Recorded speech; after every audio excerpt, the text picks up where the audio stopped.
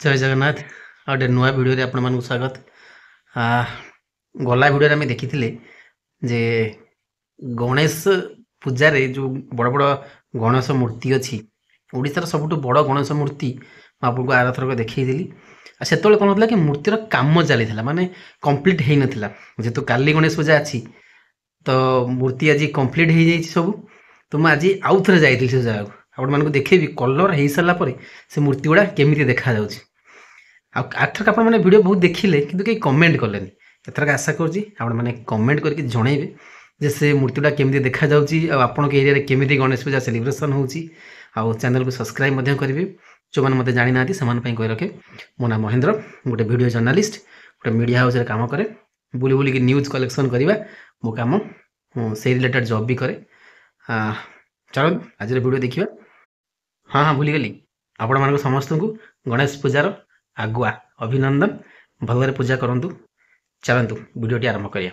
Office रे पहुँची गला परे मु सीधा चलिलु ऑफिस गाड़ी धरिकी फील्ड कहीं आमको आज गणेश पूजा कवरेज करार अच्छी जेहेतु काली पूजा अच्छी पूजार केम जो मूर्ति होती कौट कौट बड़ बड़ मूर्ति होती कवरेज कर बाहरी गलु पूरा वर्षा पाग थाए केत वर्षा हो सिचुएसन भितर भी आम पदा को चलिलु।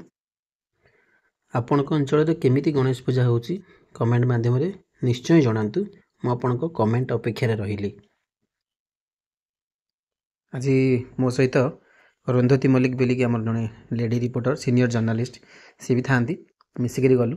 प्रथम आम नुआ साही गोटे मेढ़ अच्छा नुआ साही नयापल्ली गोटे जगह अच्छी से गोटे विराट क्या गणेश मूर्ति होती जोटि की मुझे प्रथम नहीं जाऊँगी से जगह देखा ये देखो जो लाइट गेट सब हो काली राति मुझे राति आसिले जदि काली मु राति आसे ताले आपको ये भिडियोटा राति देखी केमी सब लाइट जल कौन हम कितु एबे चलते देखा सेठी केमतिया मूर्ति हो देखने आश्चर्य हो बहुत बड़ मूर्ति होगा सब दुकान पड़ी माने जेहेतु पूजा अच्छी माने तो मीना बजार पड़ो ना तेणु गोटे सब मीना बजार पड़ी आम आसी पहुँची गलु नुआ साही पूजा कमिटी नयापल्ली अवस्थित भुवनेश्वर आम से आसिलु जिते बड़ गेट देखुं मूर्ति से बड़ भितर छिड़ा होती। चलतु भितर को जावा चलतु देखु ये हेले गणेश मूर्ति 56 फुट उच्चतार यही मूर्ति भुवनेश्वर सबुठ बड़ मूर्ति ये बोधे 56 फुट मत लगे ओडिशार भी बड़ उच्चतम मूर्ति हम जदि आपण के एरिया रे आठु बड़ मूर्ति अच्छी मत कमेंट कर निहाती जनइबे। आउ मूर्ति देखुछ ना नहीं आज तो मुह गढ़ाई माँ पूर्व गोटे थर आपको देखी ये मूर्ति को जो कम चली कलर दिया नाला किंतु आज कलर दिखाई किंतु मुह गढ़ाई ठीक अच्छे मुह खोला है पर भी आपको आउ थे देखी बहुत सुंदर मूर्तिटा होता यही मूर्तिटा देख सारा तो ये चलते जी आगू आगू आम जा चल शहीद नगर कहीं शहीद नगर रे भी बहुत बड़ बड़ मूर्ति हो आरथरक जो मैंने वीडियो देखी से जानी थे किंतु रास्तार गला बेले प्रबल वर्षा है मुझे कहली गाड़ीटा टे रखिदि वर्षाटा छाड़ू कहीं आमर टे कम भी थिला तेणु वर्षार मजा नलु गाड़ी बसिकी एवं आम आसिक पहुँची गलु शहीद नगर गणेश मंडप रे ये गणेश पूजा होची एमाने गोटे बढ़िया गेट्टे बनई मूर्ति जदिव एत बड़ हैनी किंतु एमनकर गेट्टा बहुत बढ़िया होती आ भितर बहुत जगह थी मीना बजार भी पड़े एमनकर मेलोडी भी हुए। तो आपण मैंने जदि भुवनेश्वर आसुच्चंदी गणेश पूजा बुलायापी ताले शहीद नगरटा तो निहाती बुलवा दरकार। एबे चलते भितर को जावा कहना भितरटा माने बहुत सुंदर भाव सजाई देखु केमती आर्ट बनई भितर सब थर्मोकोल बोधे बनई पूरा बहुत सुंदर लगुच लाइटिंग हो गले बहुत सुंदर देखा यहाँ हूँ मूर्ति एगुड़ा हूँ डेकोरेशन ये सुंदरिया डेकोरेशन भितर बनई डेकोरेशन बहुत बढ़िया है कि मूर्तिटा एत बड़ नुहे चलो तथापि हाइट रे बड़ नुहे किंतु बहुत सुंदर मूर्ति बनई आ मूर्तिटा को से घोड़े रखिंट जदि आप्रे नेक्स्ट ये वीडियो बनाए आपको निश्चय देखी यू आम मूर्ति नहीं यही पाखरे आउ गोटे पूजा हो गणेश पूजा आर जस्ट 100-150 मीटर कि 200 मीटर दूर रे से हूँ विशाल क्या गणेश मूर्ति गोटे होती से चलते जावा से जाए आपको देखा से मूर्ति केमती से मूर्ति कौन है 3टा बासुआ बलद उपरे गणेश बस आम से जगह पहुँची गलु बर्तमान यहाँ हूँ से जगह এইଠି ଏଟାର ସ୍ପେସ୍ ବେଶୀ ନାହିଁ, ମାନେ ଦୋକାନ ବଜାର ପଡ଼ିବା ପାଇଁ ଯଦିଓ ସ୍ପେସ୍ ବେଶୀ ନାହିଁ, କିନ୍ତୁ ମୂର୍ତ୍ତି ବହୁତ ବଡ଼ ଏଠାରେ। ଦେଖନ୍ତୁ ବାସୁଆ ବଳଦ, ତାଙ୍କୁ ମୂଷା ଗଣେଶଙ୍କ ବାହନ, ସିଏ ଏଟାକୁ ଚଲାଉଛନ୍ତି। ଏ ହାଇଟ୍ଟା ଦେଖନ୍ତୁ କେତେ ବଡ଼ ହେଇଛି, ଯେଉଁ ଟେଣ୍ଟଟା ମରା ହେଇଛି ଆ ଭିତରେ ଯେତିକି ବଡ଼ ସେତିକି ବଡ଼ର ଗଣେଶର ମୂର୍ତ୍ତି ହେଇଛି। ଏ ମୂର୍ତ୍ତିର ହାଇଟ୍ ବୋଧେ 55 ଫୁଟ କି 54 ଫୁଟ କ'ଣ। ଦେଖନ୍ତୁ ଏଇ ହେଲେ ବାସୁଆ ବଳଦ, ବାସୁଆ ବଳଦଙ୍କୁ ଚଲାଉଛନ୍ତି ମୂଷା, ତାଙ୍କ ଉପରେ ବସିଛନ୍ତି ଗଣେଶ। ମୁଁ ବି ତାଙ୍କର ଯେଉଁମାନେ ଥିଲେ କର୍ମକର୍ତ୍ତା ତାଙ୍କୁ ପଚାରୁଥିଲି, ମୁଁ କହିଲି ଶିବଙ୍କର ତ ବାହନ ହେଉଛନ୍ତି ବାସୁଆ ବଳଦ, ଗଣେଶଙ୍କୁ କେମିତି ଆପଣ କରିଛନ୍ତି? ନା ନାଇଁ, ଆମେ ଏଇ ମୂର୍ତ୍ତିରେ ଗଣେଶ ଅଛନ୍ତି, ଶିବ ଅଛନ୍ତି, ଗଣେଶଙ୍କର ଏଣ୍ଟାୟାର ପରିବାର ଅଛନ୍ତି ଯେହେତୁ, ତେଣୁ ଆମେ ମୂଷିକଙ୍କୁ ବି ରଖିଛୁ ଯିଏକି ସେଙ୍କର ବାହନ, ଆଉ ଶିବଙ୍କର ବାହନ ବାସୁଆ ବଳଦ ସିଏ ବି ଅଛନ୍ତି, ତେଣୁ ସମସ୍ତେ ଅଛନ୍ତି ଏଇ ମୂର୍ତ୍ତିରେ।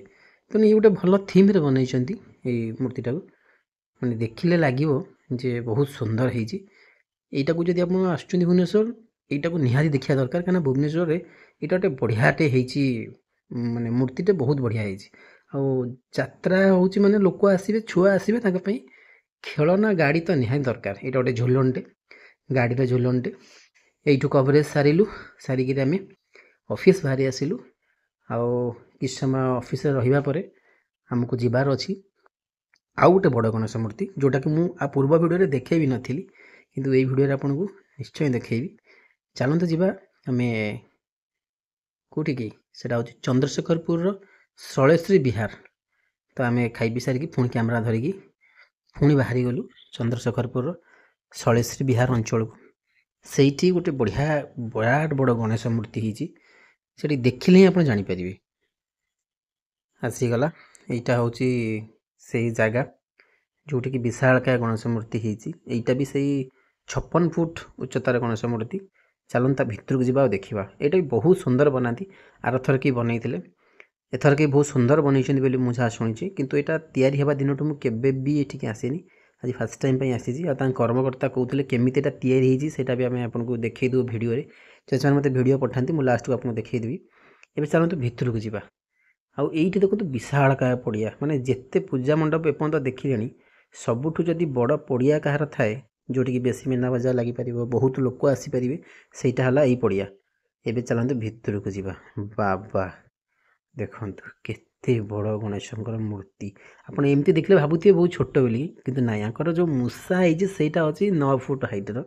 ଯେଉଁ ଗଣେଶ ମୂର୍ତ୍ତି ହେଇଛି ଏଇଟା ହେଉଛି 56 ଫୁଟ ଉଚ୍ଚତାର। ଏଇଟା ହେଉଛି ତାଙ୍କର ସୁନ୍ଦର ଟେଣ୍ଟ ଲଗେଇଛନ୍ତି।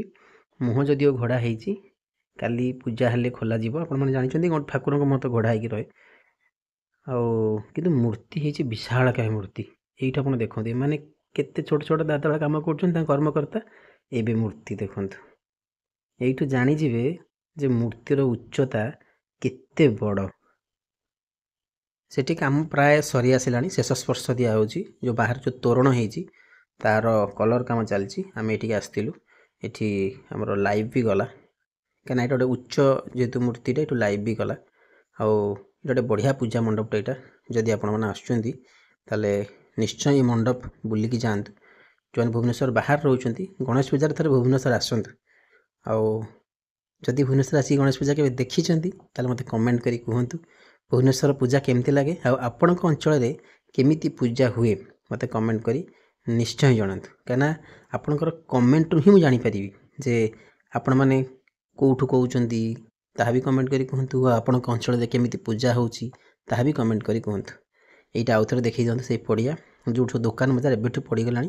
ଏଠି ବହୁତ ଦୋକାନ ପଡ଼େ, ଏଠି ଝୁଲଣି ପଡ଼େ, ବଡ଼ ବଡ଼ ଝୁଲଣି ଯେଉଁଟା ରାମଦୋଳି କହନ୍ତି, ଆଉ ଛୋଟ ଛୋଟ ଛୁଆଙ୍କୁ ଖେଳିବା ପାଇଁ ଝୁଲଣି, ବହୁତ ଜିନିଷ ଏଠି ପଡ଼େ।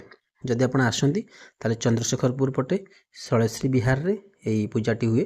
ଏଠିକି ଥରେ ନିଶ୍ଚୟ ଆସନ୍ତୁ ଆଉ ବୁଲିକି ପୂଜାଟାକୁ ଏନ୍ଜୟ କରନ୍ତୁ। କାରିଗରମାନେ କେମିତି ମୂର୍ତ୍ତିଟାକୁ ତିଆରି କରିଛନ୍ତି ଏବେ ଚାଲନ୍ତୁ ଦେଖିବା। ମୁଁ ତାଙ୍କର କର୍ମକର୍ତ୍ତାଙ୍କଠୁ ମାଗିକି ଆଣିଛି। ଦେଖନ୍ତୁ ଏବେ ତିଆରି ହେବା ସମୟର ଦୃଶ୍ୟ। ଏମାନେ କାରିଗରମାନେ ଏଇ ଯେଉଁ ବିଶାଳକାୟ ମୂର୍ତ୍ତିଟା ଆପଣ ଦେଖିଲେ ତାକୁ କେମିତି ବନେଇଛନ୍ତି ଦେଖନ୍ତୁ। ପ୍ରଥମେ ସେ କହିବା କଥା ଯେ ତାକୁ ବାଉଁଶ ଆଉ ଲୁହାର ଫ୍ରେମ୍ ବନେଇଛନ୍ତି, କାରଣ ଏତେ ବଡ଼ ମୂର୍ତ୍ତି ବିନା ଲୁହା ଫ୍ରେମ୍ରେ ଏଟା ଅଟକେଇ ପାରିବେନି। ବିଶାଳକାୟ ମୂର୍ତ୍ତି ଆକୁ ନଡ଼ା ଛଣରେ ଦେଇକି ତାପରେ ସେମାନେ ଏଥିରେ ମାଟି ଦେଇଛନ୍ତି, ଆଉ ତାପରେ ଏଇଟାକୁ ସେମାନେ ପୁଟି ସାହାଯ୍ୟରେ ବନେଇଛନ୍ତି। ଯାହା କହିବା କଥା ସେମାନେ କହୁଛନ୍ତି ଯେ ଆମେ ଇକୋ ଫ୍ରେଣ୍ଡଲି ପରିବେଶକୁ ସୁହାଇଲା ଭଳିଆ ରଙ୍ଗ ଦେଇଛନ୍ତି, ଯେମିତିକି ପରିବେଶରେ କୌଣସି କ୍ଷତି ହେବନି। ଏମାନେ ପ୍ରାୟ ବିସର୍ଜନ କରନ୍ତିନି, ଏଇଠାରେ ହିଁ ପାଣି ପକେଇକିରି ଠାକୁରକୁ ବିସର୍ଜନ କରନ୍ତି, କାରଣ ଏତେ ବଡ଼ ମୂର୍ତ୍ତି ନେଇକି ବିସର୍ଜନ ବି କରିହେବନି। ଏଇଟା ଦେଖୁଛନ୍ତି ମୂଷିକରାଜ ତାଙ୍କର ପ୍ରସ୍ତୁତ ଚାଲିଛି, ତିଆରି ହେଉଛି। ତ ଏମାନେ ଏମିତି ପରିଶ୍ରମ କରିକିରି ଗୋଟେ ସୁନ୍ଦରିଆ ବିଶାଳକାୟ 56 ଫୁଟ ଉଚ୍ଚତାର ମୂର୍ତ୍ତି ବନେଇଛନ୍ତି। ଆଉ ଏମାନେ ଏଠାରେ ବହୁତ ରଙ୍ଗାରଙ୍ଗ କାର୍ଯ୍ୟକ୍ରମ ମଧ୍ୟ କରନ୍ତି। ତେଣୁ ଆପଣମାନେ ଏଠାକୁ ନିଶ୍ଚୟ ଆସନ୍ତୁ ଆଉ ବୁଲିକିରି ଏହାର ମଜା ନିଅନ୍ତୁ। ପୁଣି ଆପଣମାନଙ୍କୁ ଆଉ ଥରେ ଗଣେଶ ପୂଜାର ହାର୍ଦ୍ଦିକ ଅଭିନନ୍ଦନ। ଏବଂ ଆପଣଙ୍କ ଅଞ୍ଚଳରେ ଗଣେଶ ପୂଜା କେମିତି ପାଳୁଛନ୍ତି କମେଣ୍ଟ କରିକି ନିହାତି କହିବେ। ପୁଣି ଦେଖା ହେବା ଗୋଟେ ନୂଆ ଭିଡ଼ିଓରେ। ସେ ପର୍ଯ୍ୟନ୍ତ ଜୟ ଜଗନ୍ନାଥ।